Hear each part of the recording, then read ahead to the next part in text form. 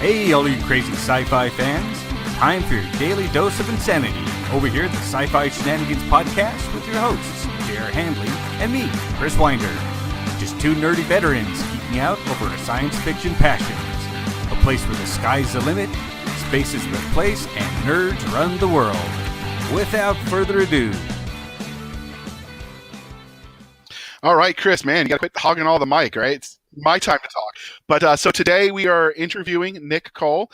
He's a husband, father, Army veteran, and all-around decent guy who writes epic space opera, military sci-fi, and a whole bunch of other stuff that we've learned about as we were doing the show prep. I found him first during his interviews when he was on Stakeout with the fine folks at the Keystroke Medium. As we've talked about, he was hiding in his car, with the Hamburglar. And anyway, so today we're talking to Nick Cole. We're going to start talking about all of his books and then sort of transition to what he's writing now. So Nick, I'm wondering what got you started in science fiction? What do you love about it? Why'd you start in science fiction and not fantasy or historical fiction? Yeah, that's a great question because I always imagined as a kid that I would be a fantasy writer. Like I was one of those superly over precocious, kids who read Tolkien in the 5th grade, which is when all boys read it. And, and I always felt like that I would become J.R.R. Tolkien and got into Dungeons and Dragons when no one else was playing it and things like that. So I always thought fantasy was the way I was going. But the more that I read, as you go through life, you find yourself gravitating towards the kind of novels that you like to read. I also I like to read literary novels. I have this special thing in my heart for noir, and I especially like at the place where I'm at in my life right now, Mediterranean noir, which are like detective stories set in Sicily or France or things like that. But my go-to junk writing, like the junk novel that you pick up on a Friday night, and you're just going to sit down on your couch and you're just going to read, or you're going to the DMV. DMV is generally going to be a science fiction novel. And I think the first stories that started occurring to me, and it was really Stephen King when I read Night Shift that I realized you could write short stories and sell them. And so I sat down to write, and the short stories that came out were always sort of science fiction, Twilight Zone-y, even though I'd read this horror author and he'd kind of led me down that path.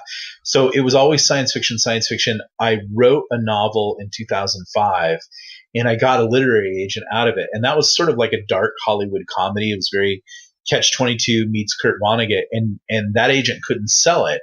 And so around 2011, Amazon was really starting to explode. And before that, self-publishing, indie publishing had been a very dirty word. Like that was the thing that, like the drunk guy at the end of the bar took you out to his car to sell you novels out of the back of his trunk. Yeah. But it was like that, and so like if anybody said self-publishing, it just like immediately meant failure in the legit writing universe. And so everybody was starting to talk about this KDP thing, this Amazon, blah, blah, blah. So I had, I didn't have any kind of gaming or console system at the time. And the new Fallout was coming out and I really wanted to play it. And then my favorite novel, is The Old Man in the Wasteland. And I kind of really got into that after I got out of the military, and I hit some hard times, and that novel really resonated with me. And I remember I was laying on my bed, I was upside down, and I was thinking, man, because I was just this broke actor, and I'm like, I have no money to play video games. My favorite book in the world is The Old Man and the Sea. And then I began to think about The Old Man and the Sea, and I was like, wow, that book is very post-apocalyptic, because like if you didn't know that it was set in Havana in the 1950s, it could almost be like set in a wasteland apocalyptic world where this guy has to go out and fish. And so I began to think about that book, and then I wrote it. Yeah. And I gave it to that agent who couldn't sell my book. And I said, hey, can you sell this? And I was a big Cormac McCarthy fan at the time. I was devouring everything. He's the guy who wrote The Road and No Country for Old Men and the Border trilogy. And I said to him, I said, do you think this is a good book? And he goes, and he read it and he goes, no, it's too much like Cormac McCarthy. And I'm like, what? I'm like, Cormac McCarthy's really good. I'm pretty sure he's an Oprah Book Club guy, and that makes a lot of money. He's like, I hate Cormac McCarthy. I don't want to read it. This is how weird this dude was. He goes, I don't even want to sell that book. I'm like, oh, okay. So then I saw the Amazon thing kind of come, and I'm like, well, why don't I try to do this? And so I put it up, and like the first month I sold like 2 copies, and it cost me about $1,500 to put together because I actually had to contact the Hemingway estate and get rights and things like that. And so, yeah. And so like, and I told my wife, because I was reading all these blogs where people were making like $69,000 a month, $80,000 a month. And I told my wife, like, this is the way to go, and I'm going to make all this money. So like the next month they sold 8 copies, and she's like, so how are you going to earn back that 1,500? But then about 4 months in, it just like caught hot fire, and suddenly it was selling 15,000 copies a month. And and then the publishers came looking for me because they were all freaked out about, the way that they didn't know, they wanted these indie authors. They just didn't know what to do with them. And so unknowingly, I had branded myself as a science fiction author, having written a post-apocalyptic version of The Old Man and the Sea. I was actually working on my next book, which was like a literary comedy. But that would have been suicide, because like once you have success in a brand, you want to follow up. What I would have told you 2 to 3 years ago, what I would even told you a year ago, I would have said, if you write a book and it's a success, then the next book that you write for the next year or 6 months, you should really make sure that book is in the brand. I would, after having the success of Galaxy's Edge, I would say that you should have books stacked and ready to go in the brand that you're going to attack in the genre, because the way that the market works now is people are so voraciously hungry that if you could write a book a week, they'd read it. But I think the best we can do is about a book a month. Yeah. So that's my that's so great. I just became a science fiction author because I had success there, but I loved it. But if I would not have had the success, I would have probably ended up in, erotic Bigfoot romance. I knew he was real. I knew it. So JR would read that. He was very real. One night, Bigfoot was very real. Oh, wow. All right. This is a PG-13 We're trying podcast. to keep it that way. Okay, my son wants to be able to listen, and I don't want my wife to kill me. Okay. So what was your first memory then of reading, playing games, watching shows in the specifically science fiction genre? Because I was a kid who was born in 1968, there wasn't like, and I try to tell people now, and like kids don't understand like now, because everything is science fiction now.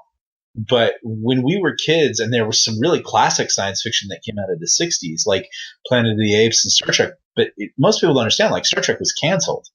Every science fiction TV show that you ever wanted to watch, it was lucky if it made it like 6 episodes. So, I think for a long time people only had Doctor Who, but the truth of it is like there wasn't that much science fiction. So I think really for me, like Star Trek is really the first thing that gets into my hard drive and makes me a science fiction junkie. For fantasy, of course, it was Tolkien and things like that. And then, like about, I think 11 years old, I had the proverbial older cousin who introduced me to Dungeons and Dragons. And, and then like it, morphed into Starfleet Battles and Gamma World and all those kind of things. But again, nerd culture was different than it is now. Nerd culture is very mainstream. We can say these things in the open, but like when I was a kid, like to even say the words Dungeons and Dragons was akin to admitting that you were some kind of dirty alcoholic in an AA meeting. Well, I mean, just to be fair, there's the devil worship aspect. I mean, come on. Yeah. Oh yeah. Right. Yeah, that was.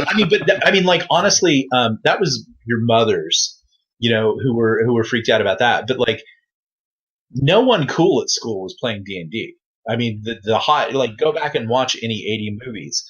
Like, the hot cheerleader would have just, like, had nothing. I mean, I have this story I always tell everybody about my friend who was a track guy, and we were both secret Dungeons and Dragons players, and that we had this store that we went to, but he ran track, and I was a swimmer, and I played baseball. So we had this schizophrenic life where we played games, but then we were also sport guys. And so one night like the geeks, and these are all like, probably guys who had Asperger's, high functioning, math geniuses types. They're like, we're going to go to Bob's Big Boy and we're going to play D&D all night long. And I could just imagine that because I used to wait tables. Like, you're going to literally go in there order 1 cup of coffee, and camp on a table for 12 hours. But that's what these guys did. And my friend's like, I'm going, because, we were both D&D crazy. But my parents were like, there is no way you were playing D&D at Bob's Big Boy at midnight.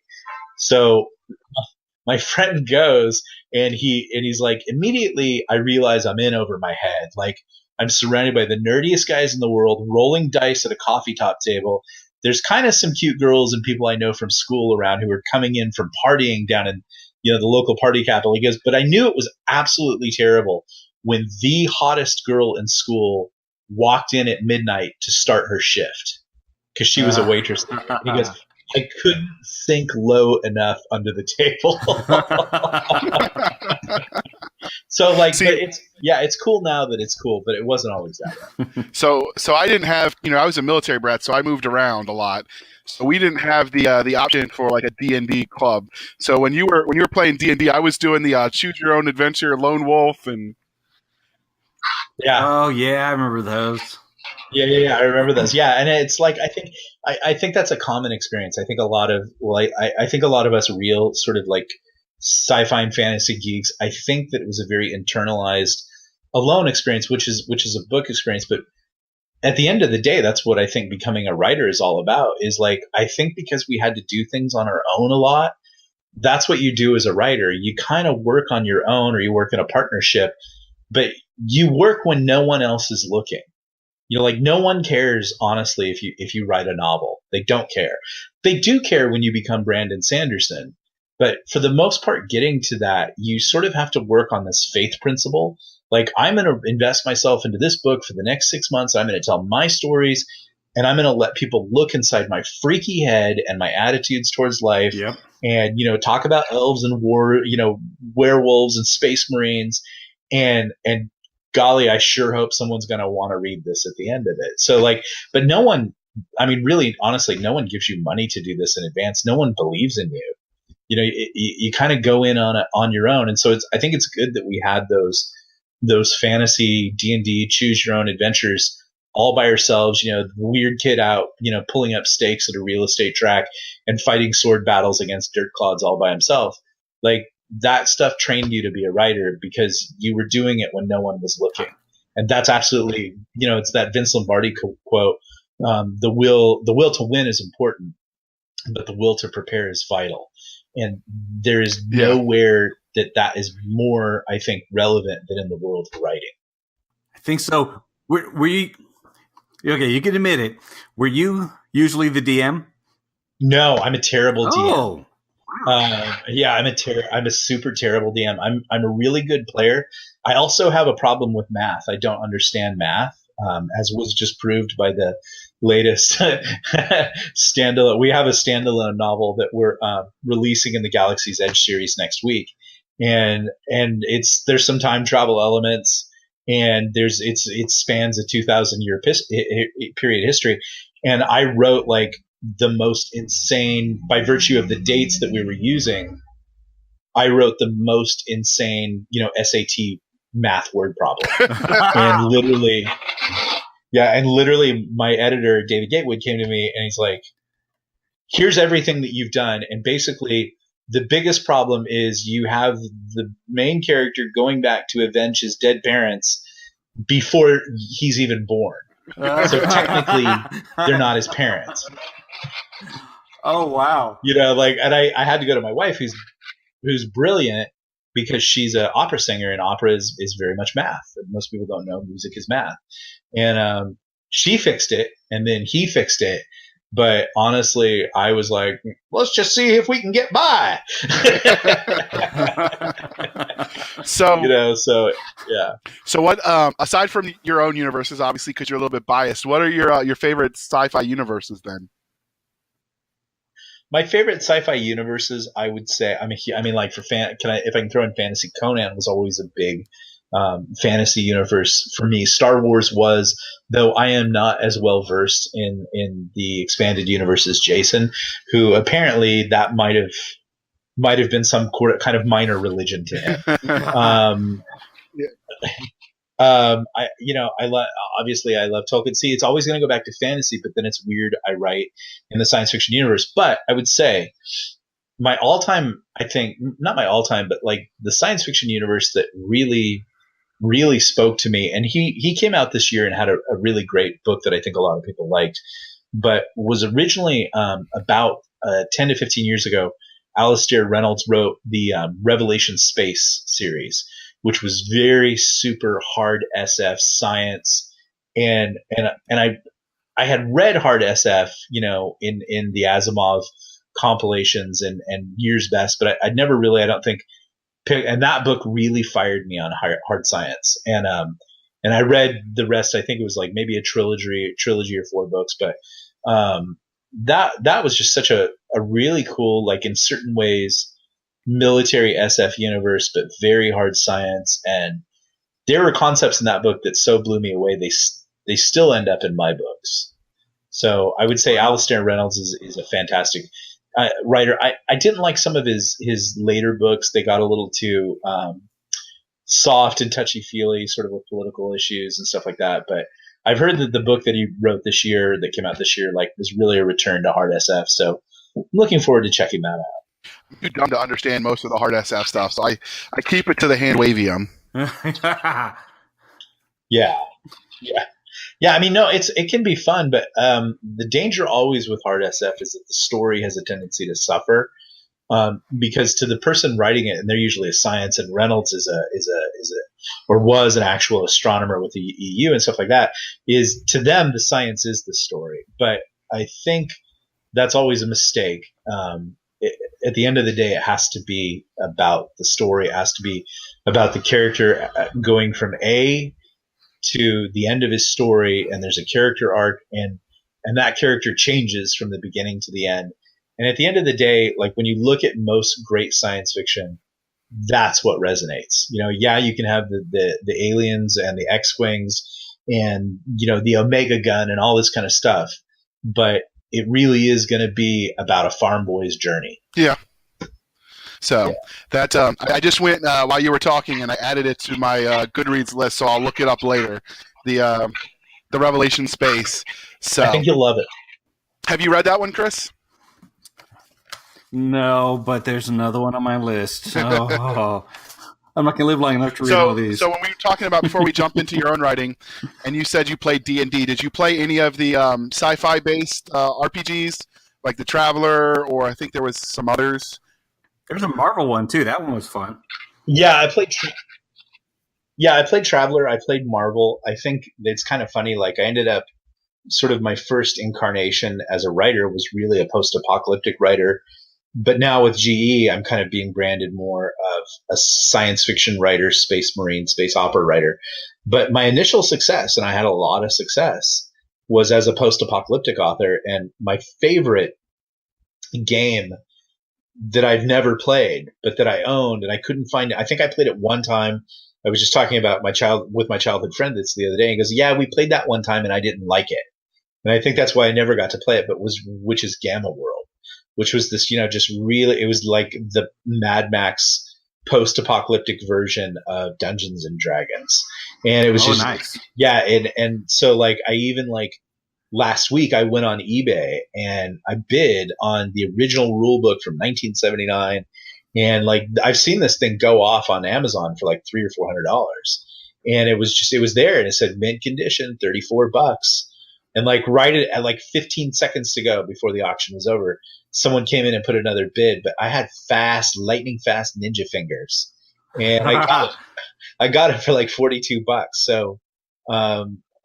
I think if you're a child of the 80s, because so much of our movies were Mad Max and Night of the Comet, and all this sort of like wasteland super pulp trash movies and books. Like I think when you're from the 80s, you're very steeped in post-apocalyptia, and so that's always like, it's weird. That kind of, to a greater or lesser extent, always ends up in my books. Yeah.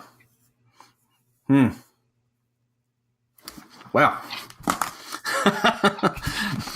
Yeah, never all locked deep in thought. All right. Well, like, wow. The problem with post-apocalyptia is like most people perceive it is very downbeat because it's the destruction of everything. But there are weirdo pirate optimists like myself who perceive it, which is how Chuck Palahniuk perceived it in Fight Club, is it's the big reset.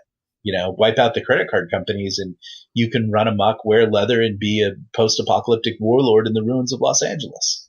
Yeah. Do you have any plans to go back to that, to write some more hardcore? Do I have any plans to go and be a post-apocalyptic warlord? Yes, I. No, to write it. No. All my plans are basically bent towards being a post-apocalyptic warlord. I think that's why I won't. So, yes, I just actually wrote, I have an ongoing zombie series that you can get. You can get the first book for free. And actually the first book stands alone and it's kind of fun. So if you just want a free book, that's over on my website, or it is actually even on Amazon, and it's called The Red King. And I love that cover. Yeah. Isn't that fun? And, that is fantastic. Yes. Yeah. So that is a sort of urban fantasy, post-apocalyptic book, and it makes you feel like at first it starts out about zombies, but it's not about zombies. It's about much weirder stuff. And and Mike Corley did that cover. And if that's an artist you can ever get a hold of, MS Corley, that dude, he does a lot of work for Big Pub, but he does those covers for me, and he is flat out the best artist ever. And so we did all kinds of pulp covers for all the books in that series. But I just am part of a giant monster kaiju juju or whatever it is, Godzilla anthology, and so they asked me to write a book, and so this weird world is ongoing. It'll be about 12 books when I'm finished, so I'm gonna dive back into that. I just finished that story. It's about a guy who cosplays as a Spartan, running through the ruins of post-apocalyptic Los Angeles, trying to kill a Godzilla. I mean, don't we all cosplay as Spartans? Don't we all? In my head, I'm always cosplaying as a pirate. No. So then that, and then I just got my rights back from HarperCollins for the Wasteland Saga. So I'm going to be re-releasing that this year as the New American Dark Age series. And I'm going to release the 3 books every 30 days. And then I have a plan to go into probably short stories to novellas to follow up on that with sort of selected tales from the New American Dark Age. Nice. And so, yeah, I mean, like for me, like at the end of the day, writing post-apocalyptic stuff is sort of like my, hey, let's sit down with a big old tub of Ben and Jerry's. Okay. It's like an easy decision for me. My mind is always there because I just like, that's how it's wired. I think writers like, Stephen King talked about it one time. He said, Louis L'Amour, who was an old sort of cowboy Western writer that I loved his book. Yeah. And he would say, we could both go look at a pond. And Louis L'Amour would tell you that, he would describe this range war over that pond. And Stephen King said, I would tell you about the thing lurking under the water that's drowning little children. And, like all of us writers, and it's weird, but like even the two of you who are about to start working on the same project, you could go and see and look at things and you would just, the way that your mind is wired or your experiences or things like that, you're going to start telling different stories about, like, if you both looked at a circus tent. So that's kind of the fun part, I think it's the rich pageant of colors on the palette that allow us all to play. Yeah, I can see that. So, did you have a favorite Louis L'Amour story? I absolutely do, and it's one I don't think anybody has. It's probably not a famous one, but at the time, so sort of towards the end of his career, Round for the Red October was massive. Mm-hmm. Right. So it was all Cold War and stuff like that. He wrote one about an American spy U-2 pilot who gets shot down over Russia out in the Siberia. And it just turns out that he's an American Indian. And he was raised as an American Indian. And I forget the name of it, but he uses all his Indian skills to evade everybody in Russia. and survive. So, Oh, that sounds like a fun read. yeah, and I forget the name of it. You can probably look it up. Yeah, But I was going to say the Tall Stranger, but that sounds a lot more interesting.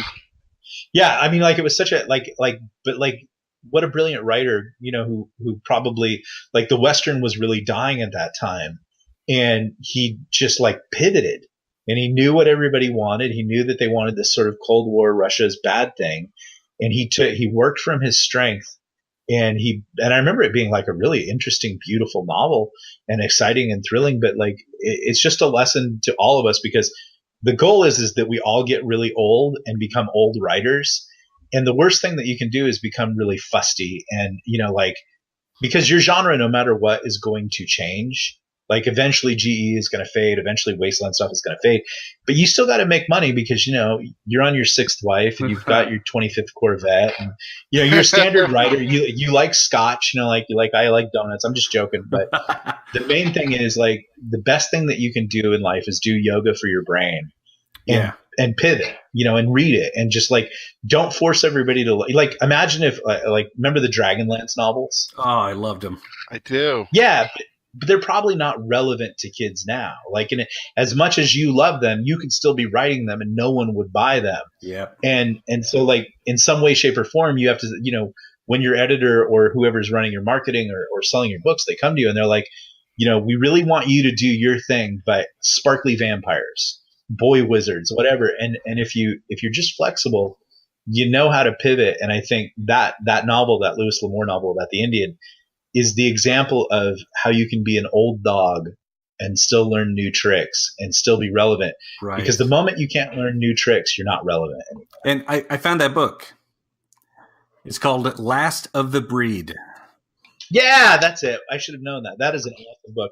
I should buy that again, because, man, I love that book. Oh, they even have an audiobook. Okay. That's awesome. Yeah, I should listen Audible, here I come. All right. Yeah. So speaking of, the post-apocalyptic stuff, since that's sort of where you've got Chris hooked right now.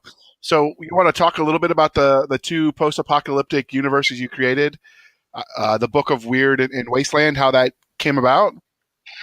Yeah. Well, I mean, I touched on the Wasteland Saga because the opening book in that is the old man in the Wasteland. And so basically I took, Fallout. Mm-hmm.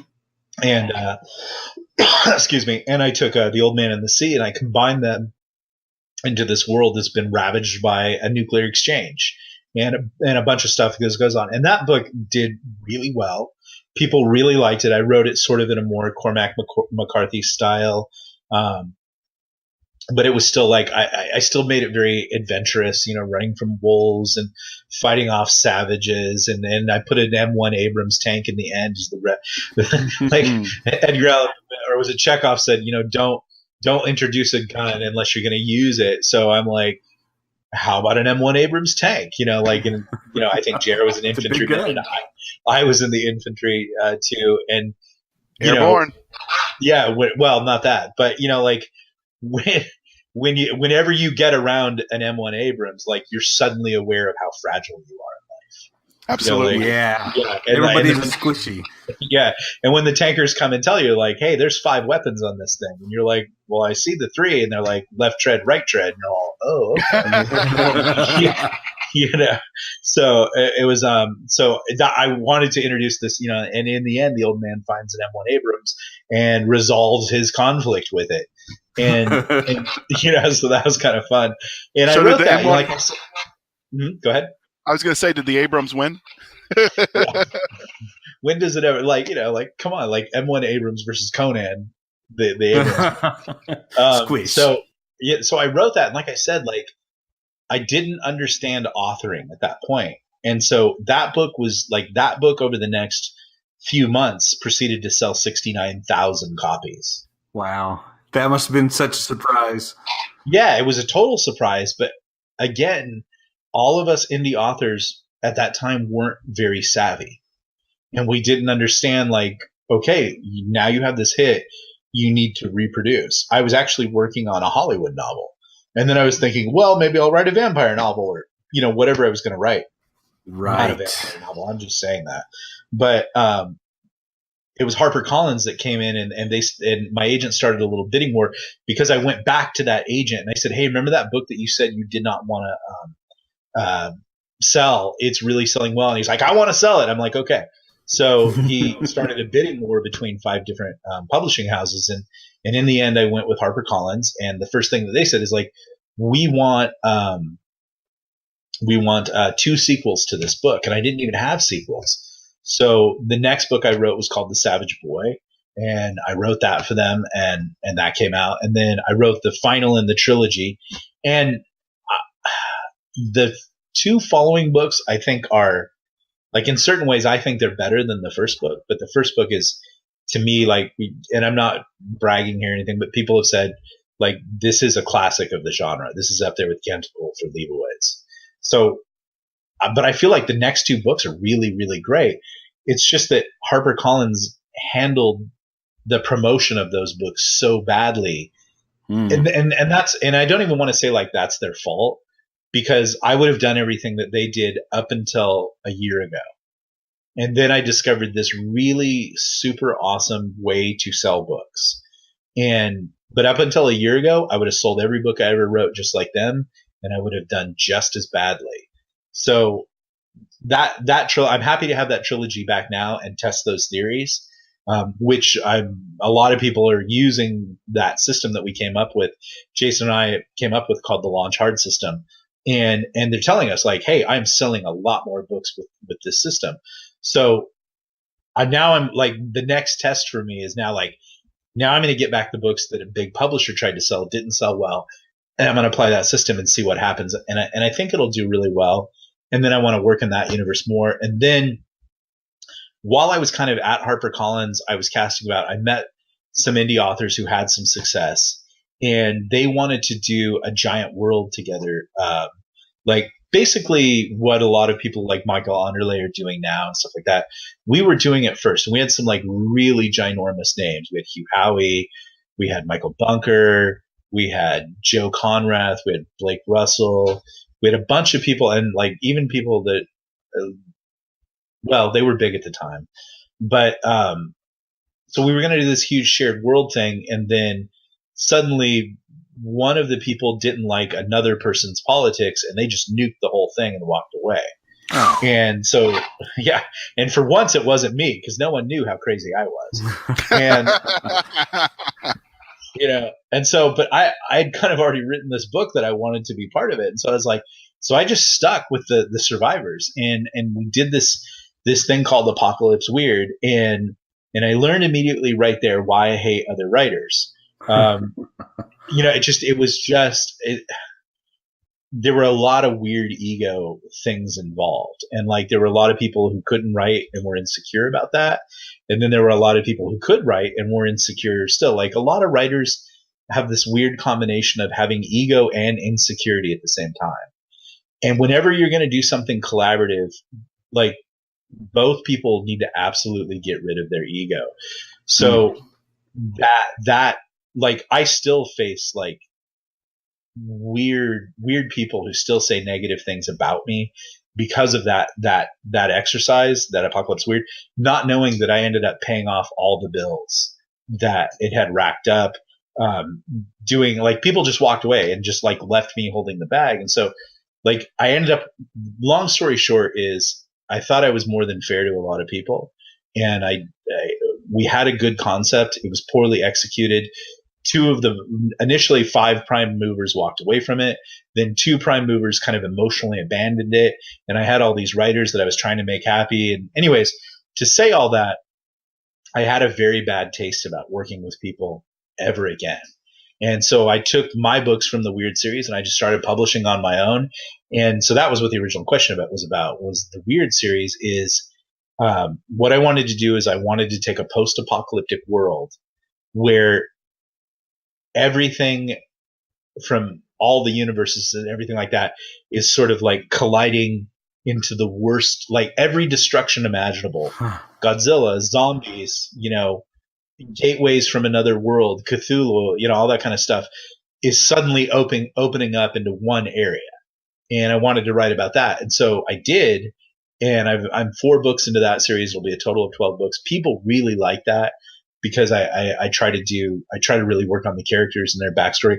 It's very much like Lost meets The Walking Dead. So it's a lot of backstory about how people sort of end up in this post-apocalypse and kind of their weird stuff that they're bringing to it and things like that. And then it's all centered around a townhome complex that they live in because they're fortifying that into a castle while at the same time, like, while fighting Godzilla and everybody else.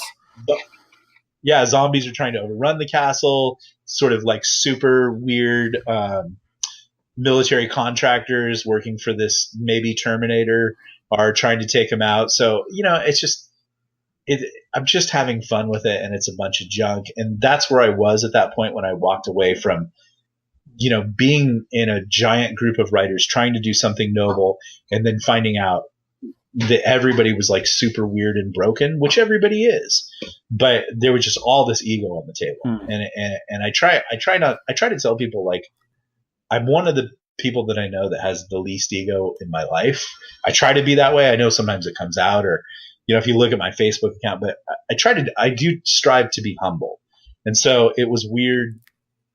I want to be the most humble person in the world. How's that sound? Just like Chris. Just like Chris.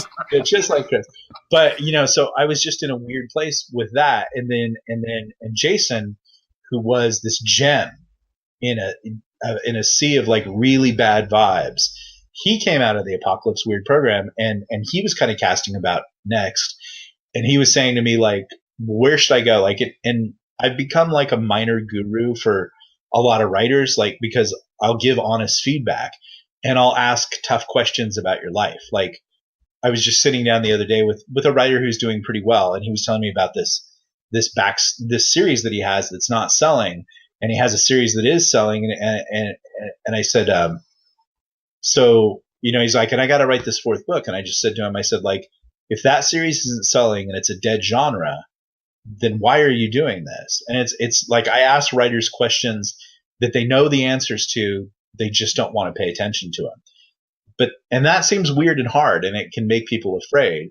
But when you liberate yourself from the baggage of like, readers who like you will come to you and say, here's where I'm at right now with the Weird series. About, maybe, let's say 10,000 people have bought it, got it, read it, all that kind of stuff.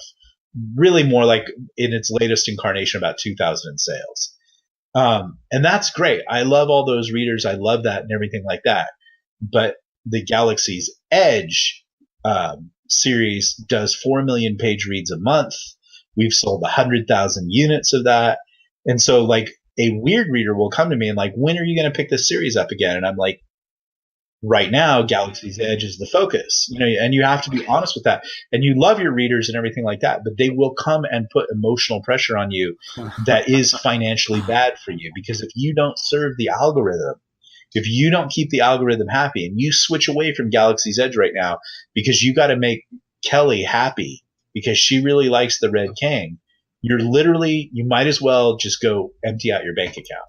Right. Because that's the kind of decision you're making. You're literally choosing to shoot yourself in the foot financially. And that's a question that, like, it's weird, but even writers who have success have to have that conversation with other writers who are willing to ask them, I know you want to do this thing because of the ego, but is it good for you financially? And if you're going to write on your own, and you can now. Amazon has given us the ability to make a living and sometimes pay off our parents' mortgages. Yeah. Well, it's not just a hobby anymore. Like, this is a business. And if you walk away from your job and you're supporting your family, then you have to make good, sound financial decisions. And a writer's good, sound financial decisions start with, what projects are you working on? What projects are going to sell? So, did that answer your question? More than. It did. It's okay. I'm a little bit long-winded too. So I have one last question before we take a word from our sponsor. Is with the townhome complex, is there an evil HOA? There is literally the most evil HOA of all. No, I would say the HOA in this is it's kind of run by a retired lounge singer who happens to be Hey sort listeners, of Josh Hayes here, co-host of Keystroke Media. I hope you're Oh, what enjoying could this possibly go episode of wrong? Sci-Fi Well, Shenanigans. I tell you, we're really excited about what it's just- JR I and think Chris we are should doing all with the have as writers, we podcast, should and all are have that proud to one feature series them as part of our where you podcast just partner go network. for it. When you get done Dump all listening the to this junk episode, that I'd like to you're never invite you to gonna come write check about, out our own into the podcast series, at and you just have fun keystrokemedium.com. with it. You can And find I- all our previous the biggest episodes word of and advice check out that I can all give the with amazing writing is authors if we've you're had on having the fun show. writing, If you're I free on guarantee Mondays, the mark readers your will have calendars fun. for 11 a.m. Come hang out with us as we talk Fair to enough. today's Well, leading we'll science take fiction a, and fantasy authors and segue other into a industry brief, professionals. We've got a great live pause audience for who a get word from into a our lot of sponsor. shenanigans of their own, as JR and Chris can attest. That's every Monday morning at 11 a.m. Central Standard Time, live on Keystroke Media. We're going to talk about some reading, we're going to talk about some writing, and of course, everything in between. And now I'll let you get back to some more shenanigans with JR and Chris. Have a great day.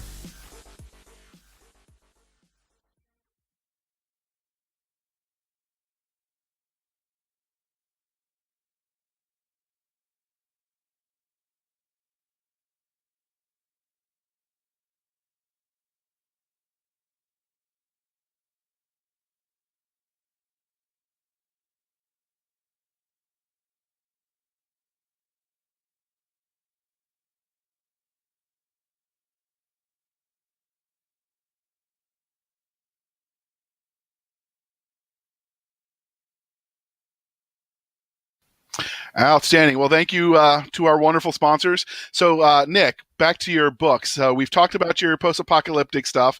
So you've also written two lit RPG novels, Soda Pop Soldier and Control Alt Revolt. So what do you love about this specific genre of the lit RPG?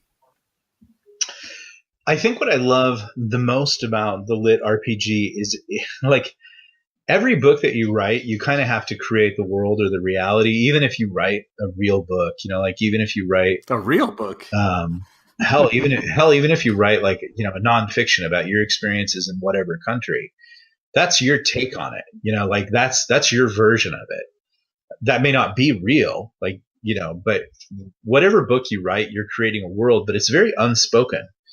But the interesting thing about the lit RPG flip is that it actually specifically asks you to create a world to play in it, which, for most people who don't know, lit RPG is basically novels set inside video game worlds, not worlds that were made into video games or whatever, but like literally the story takes place in the video games. Or is a big feature of it. Like imagine, you're trying to solve a crime with your World of Warcraft character. Like Tron, basically. So that's kind of the fun part, is like, and it's absurd and there's some new dynamics, but it was really a crazy little genre that kind of came about. A lot of people could say that Ready Player One was the first book. I actually was writing Soda Pop Soldier before Ready Player One, but Ready Player One, Ernest did really well with that. It's a fun book, and that's the precursor. And so now you have all these other books that are very pulp and very fun. But basically, what happened with Soda Pop Soldier, which is actually the first book, though it's the second book in the trilogy that'll be finished this year. Soda Pop Soldier came about. I was at San Diego Comic-Con with my editor when I was with HarperCollins, and I'd finished the Wasteland Saga. And they said, okay, what are you going to write next? And I kind of felt like they wanted to fire me. So I kept giving them, I had like 4 or 5 pitches ready to go. And we were at this bar drinking purple superhero themed drinks. and she kept saying, no. And again, my brilliant wife saved me again, because I was actually absolutely like the tricks rabbit. I was all out of tricks. I had nothing left to pitch. It was basically like, I was basically about to get the big brush off. And my wife said, well, you have that Space Marine book. And it's kind of like a miracle that she even used the word Space Marine, because I don't know that was what it was. But the editor at HarperCollins, she said, like, she just looked at me like dead on, like the serious look. And she goes, we always buy Space Marine. And I'm like, well, okay. It's a Space Marine book. And then I told them the title, and I think like the deal was made right there, because they just, sadly, that is big publishing. They buy on the title and the genre. I don't, when you're kind of low level, and that's the thing most writers don't understand about big publishing houses and imprints, they already have a star. at that particular brand imprint, which is called HarperCollins Voyager, they already had Robin Hobb. She was already ginormous. And so every year they would pick like 10 to 15 new writers and they would publish their books. And they were really hoping that you would become the next big thing, but they weren't really willing to reproduce or manufacture that success because according to them, that can't be done. So they just hoped for accidental hits. They didn't plan to succeed. They sort of planned to fail. And so Soda Pop Soldier did really well. It got a starred review in Publishers Weekly, and getting a starred review is a big thing. They had to tell me that. And so then they said, okay, we want a prequel, which was weird because I'm like, well, why don't you want a sequel to build on this character? And then they're like, we want you to explain how the world got the way that it did. And I was kind of like really thinking about AI a lot at the time. So I wrote Control-Alt-Revolt, and without getting into too much of the politics of what happened, I wrote something in there that they considered offensive. And they felt that I shouldn't be writing about that subject. And I said, well, I'm going to write about whatever I want to write. And they said, well, if you do, you're finished. And I said, we'll see. And so they fired me. Wow. And then for about 6 months, I just worked on that novel all by myself. And I hired a really high-powered editor named David Gatewood. And in that 6 months, I began to feel like maybe they were right. Maybe I was offensive. Maybe I didn't have – and so the day that I was going to publish it on Amazon, I wrote this blog post. And the way that I felt about the blog post, it was like keying the boss's car on the way out the door. and I'm just going to put it out there. But I had happened to join this crazy Facebook group of conservatives and libertarians. And this one guy in there who got me into the group, that was a whole nother like happenstance. He got me in the day before. And he goes, I want you to post that article in the story and tell everybody in the blog. And I'm like, okay. So I put it in there, and Larry Correia, who half of science fiction considers, they call him the Lord of all hate and things like that. He has the really super popular Monster Hunter International series. If you love guns, you'll love Larry. Yeah, we love Larry. He's a great guy. I was just say, I've actually met him at HonorCon. He's I had breakfast with him. He's an awesome guy. Yeah, he's 6'8". He is tall. I'll give you that. Yeah, he owns a mountain. And, yeah, and he's a cool dude. And he just said he had his own experiences with the Hugos, and he knew what issue I was going through with HarperCollins. And what he was saying is what happened here when I wrote that article is what I've been telling everybody, that there is a left-wing bias in publishing.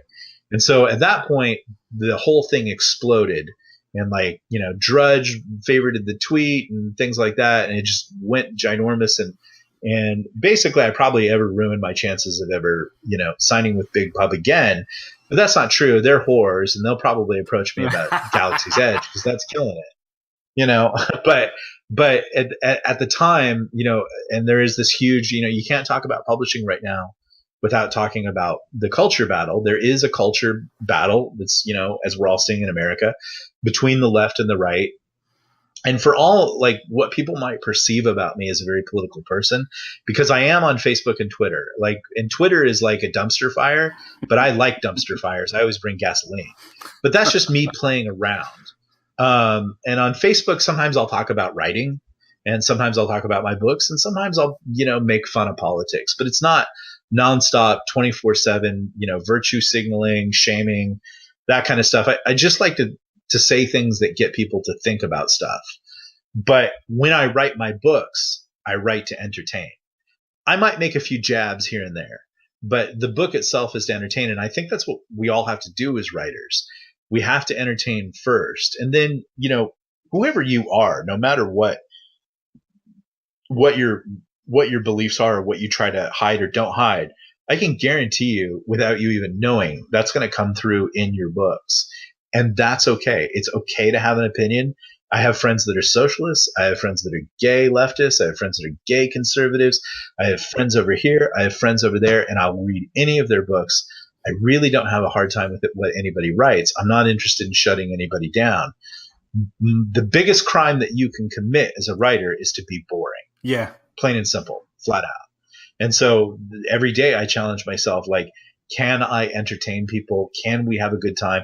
And sometimes there are things that I want to do as a writer. I might want to kill a character, or I might want to give this very sort of art house postmodern, that episode of The Simpsons where Barney makes a French film, and he dies on his couch as an alcoholic. And sometimes I want to write that, because it's fun. But most readers don't enjoy those things. So before anything happens as a writer, you can never take yourself so seriously that you think you're Hemingway Jr. Right. You're just a hooker, trying to keep the Johns happy for another half hour. That's as plain as I can say it as a writer. It's your job to give people a good time and get away from all this garbage. And so, if they want to read about Conan slaying, taking the booty and riding off into the mountains, then that's what they're coming for. They're not coming for a lecture on, feminism or gender equality or blah, blah, blah. And so I think there's a side that's shooting themselves in the foot with that stuff. I think our side can equally shoot themselves in the foot with that too by getting scoldy. Every entertainer should know at the beginning of the day, you should check all your sermons and just entertain people. And then, right. Make a zinger or two, but don't preach. If they want a sermon, they'll go to church. Mm-hmm. Yeah. Well, unless you're preaching the church or the pew, because explosions are always winning.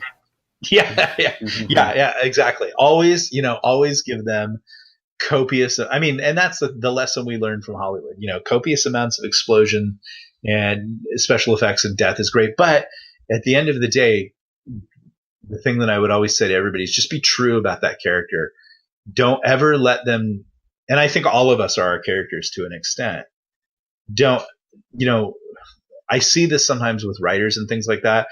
They want to get in with the crowd that rules everything. And so they'll make some choices for their characters that are outside, that are unpopular or whatever. But that's how real people's lives are. Real people's lives sometimes are a series of hard choices.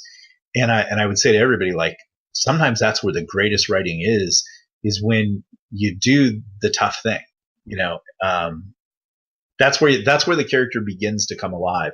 And it's weird. I just read Lonesome Dove. And if you haven't read Lonesome Dove, probably go back and listen to that, if you can. Mm-hmm. But that book won the National Book Award. And it's about cowboys taking horses from Texas to Montana. And for some reason, those guys are still inside my head. And that's 2 months later. Yeah. So whatever that cat did when he wrote that book, he made those guys come alive. And if I can do that with Legionnaires, and if you can do it with the thing you guys are going to work on, it doesn't matter if you get the explosions right or the laser ships right or, any of that stuff. If people are still like, man, when John made that choice, when that guy said that thing to them, that's readers may not even know it, but that's who they're really identifying with in the story. Wow.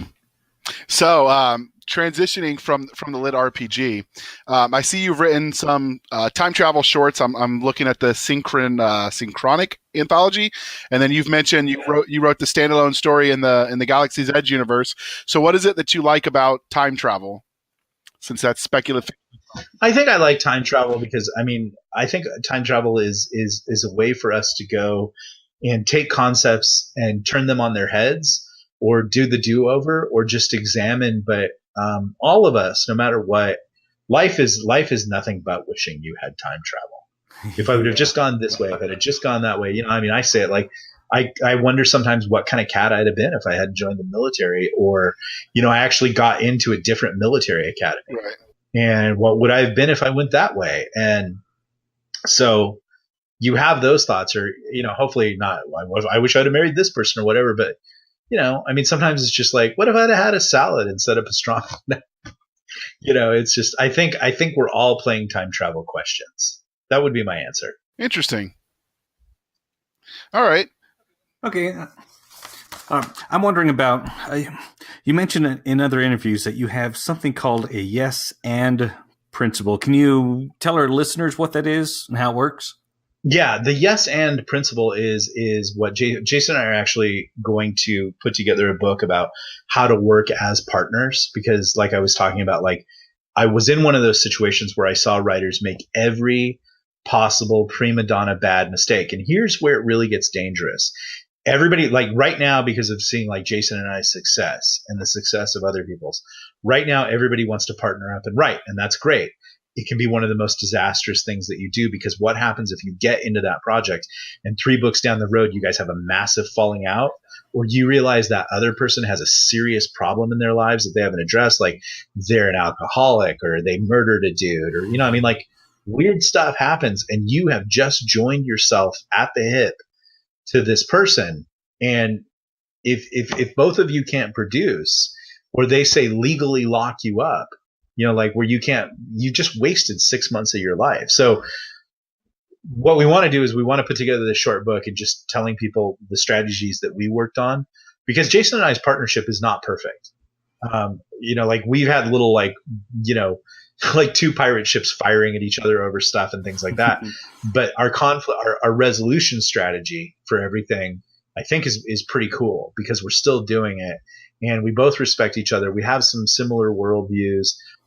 Jason is wonderful and talented and the best partner you could ever ask for. I am like, I will be honest about my shortcomings in like hopefully a hilarious way, but I would be like working with Yosemite, like a drunk Yosemite Sam. I'm just, like I get, like I'm a very broad person and I'm not exact, and I'm more creative than and if you're going to do a series, you have to be both a creator and a curator, and that you have to take care of the things you've written. I have a tendency just to burn everything up and destroy it. So I have some shortcomings. Jason's perfect, but you got to have these strategies to work together. Both of us are actors, and in the game of improvisation, which is a big fundamental strategy for acting, which I learned at the Groundlings in Los Angeles, it's a method called yes and, where you work together. And so what you'll find with each writer is everybody brings their bag of tricks to what they're going to write. And like when I did that big project with everybody in Apocalypse Weird, what happened is we had all these people who had already kind of written books or had ideas, and they knew we were doing this thing and they knew it was going to be big. And so they wanted to take their thing and jam it into our world. And like literally, like sometimes it was cloaked and sometimes it was bald. But here's the truth of every writer is, even between the two of you, you guys both have your bag of tricks that you're going to bring to this thing. And one of the first things that's going to happen is someone's going to step on your bag of tricks. And that's where the first like interaction like happens, where you rub up against each other, and maybe like, and the other person says, hey, we've built this canon and that thing that you want to do violates it. And you're like, yeah, but this is my super precious thing that I wanted to write about. And the other person's like, no, that's not going to work. And if you don't think that's not going to happen, you're just absolutely a fool, because you're going to have this kind of stuff that happens. So here's how the yes and very quickly solves that. The yes and solves it in that whatever anybody else creates. So in an acting exercise, I'm making gelato at the gelato machine, and I'm, doing the crazy improv actor waving your hands thing, making you believe I'm working on a gelato machine. And the other person comes in, and a bad actor comes in and says, I have a shotgun and I see that you're repairing shotguns. Would you repair this shotgun? It's like, no, I'm making gelato. See, like immediately everything becomes negative and nothing gets creative. So what the yes and thing is the person says, hey, Luigi, I'm over here making gelato. And the person walks in with an imaginary shotgun, and they're like, that's so weird, because I thought this was a shotgun repair shop. But since it's not, and it's a gelato shop, I want to make, gunpowder flavored gelato. And then that sounds weird, but that's how yes and works. Instead of shutting each other down, you take whatever the other person has done before you, whatever the other person's doing, you make it gospel, and then you find a way to build on it by saying yes. And then this happened. We're both building this kingdom of knights and fantasy wizards. The other person comes in, they go, yes, and there's dinosaurs. And the other person goes, yes, there's dinosaurs, and this is how the dinosaurs fight the wizards. And once you start operating in that yes and, you're both creating and building, and you're not stepping on each other's stuff, which is really where the egos come in. Like, and I'm telling you, you both have, all of us have this bag of tricks, and that's where the ego comes in. And so that's how you get 3 books down the road and you blow up at each other because so-and-so didn't take my idea or it went wrong. So in a more long and expanded format, we hope to have that book out soon. We're going to break down how to do the yes and thing. And it really does help, and it really does work, but it does take practice, and you have to commit to it. So That's great. have you ever regretted that approach? The yes and has it led you astray? Not in the least. It works every time. And besides the gun flavored gelato, what's the funniest moment this yes and has created for you? I would say the funniest moment of the yes and was probably the Skriz character in Galaxy's Edge, which I think Jason hates. And then like the funniest moment was like people like Skriz because he's our version of Chewbacca, and like I love basically watching Jason come full circle to be like, and I was like, because I wanted to make Jason happy, so I started trying to kill Skriz. And then Jason said, well, like he's not that bad. We basically yes-anded each. I was willing to yes-and kill him. But so I don't think he ever liked Skriz from the.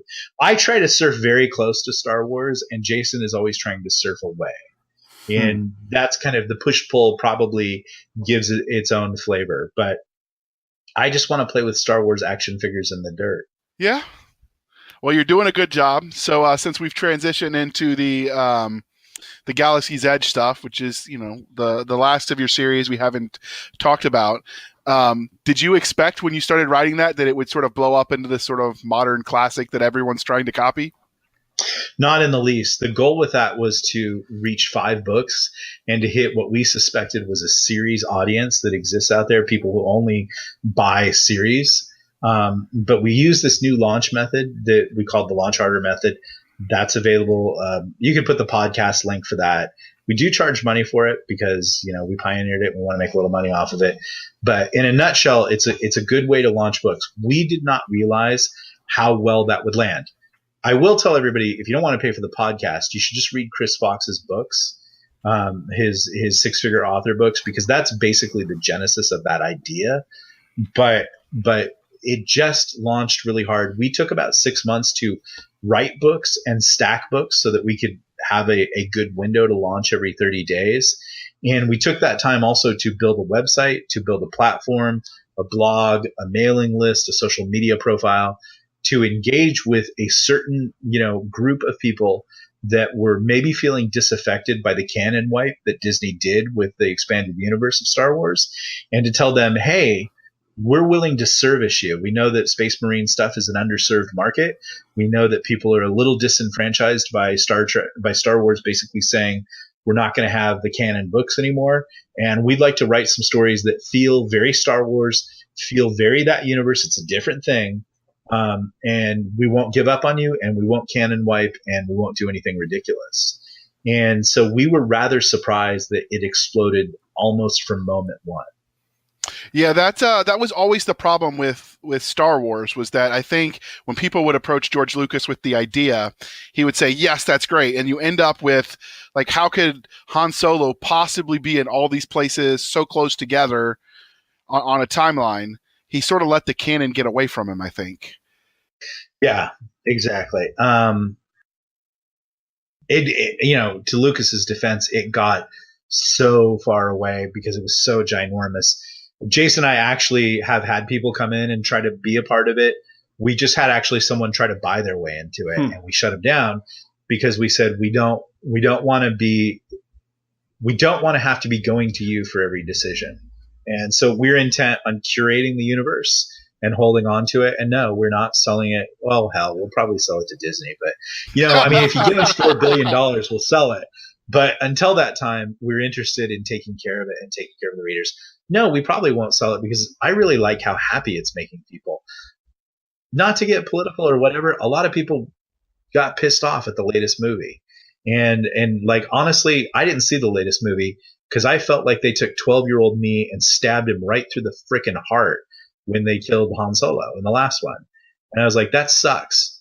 And I was a little mad about that. So what I think I really dig is how much people are just honestly loving this, and like even grown men who just feel like, and women too, who just feel like they felt like the first time you watched Jedi and you watched Darth Vader throw the Emperor over the thing, how good you felt about Star Wars. And I really dig giving people that sense of satisfaction.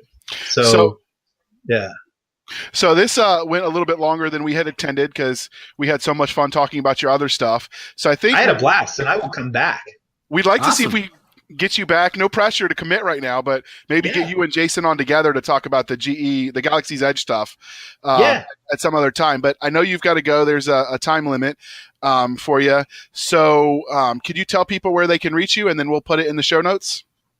They can reach me at nickcolebooks.com, or you can just go over to Facebook. I have an author page, and I also have a personal account, Nick Cole Books. I'm the funny looking guy.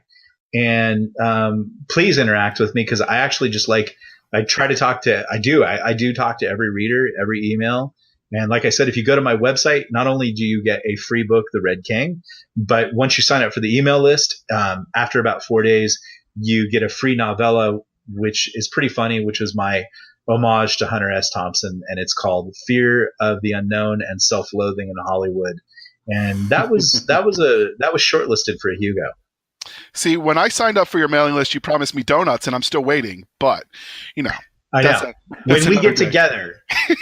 together, JR, you're going to get all the donuts you can do, man. Because So- that's how I roll in awesome sauce. All right. Well, thank you for coming.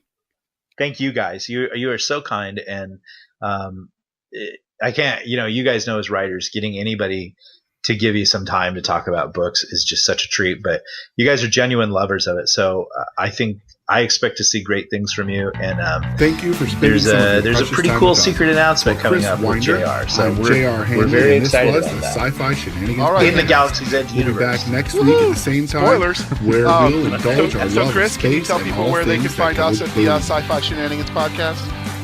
Yep, our website is www.sfshenanigans.com, and our Twitter address is at SFS Sierra Foxtrot Sierra _show, and our email is podcast at sfshenanigans.com.